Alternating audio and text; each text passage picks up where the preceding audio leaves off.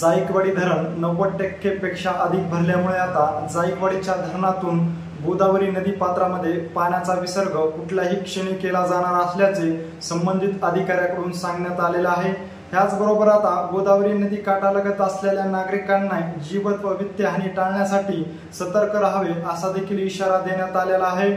या नागरिकांनी सुरक्षित स्थळी योग्य ते नियोजन करून स्थलांतर करावे। याचबरोबर शेती उपयोगी जे साहित्य आहे ते योग्य ठिकाणी हलवावे। याचबरोबर गुरेढोरे जे असतील ते देखील चांगल्या स्थळी हलवण्यात यावे अशी देखील सूचना आता पाटबंधारे विभागातील अधिकाऱ्याकडून देण्यात आलेली आहे। कारण जायकवाडीचे जे धरण आहे ते 90% पेक्षा अधिक भरल्यामुळे आता जायकवाडीच्या धरणातून गोदावरी नदी पात्रात कुठल्याही क्षणी पाण्याचा विसर्ग केला जाऊ शकतो असं देखील संकेत त्यांनी दिल्यामुळे आता गोदा काठावरील गावांना व याचबरोबर तेथील नागरिकांना सतर्कतेचा इशारा ह्या अधिकाऱ्याकडून देण्यात आलेला आहे।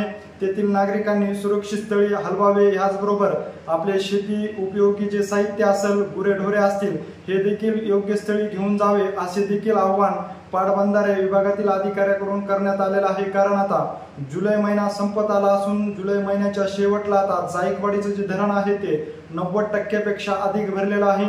जायकवाडीच्या धरणामध्ये इतर धरणातून येणारी पाण्याची आवक ही वाढत असल्यामुळे आता कुठल्याही क्षणी जायकवाडीच्या धरणातून गोदावरी नदी पात्रामध्ये विसर्ग केला जाणार आहे।